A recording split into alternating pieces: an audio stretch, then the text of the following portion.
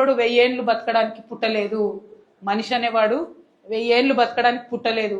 పుట్టి ఇక్కడ ఉన్నటువంటి కొన్ని రోజులల్లా బక్కపలసన కోసం పనిచేయాలి, పేద సాధ కోసం పనిచేయాలి, అనగారిన కోసం పనిచేయాలి అని చెప్పి నిరంతరం చెప్తా ఉంటారు తప్పితే ఇంకొక మాట చెప్పరు.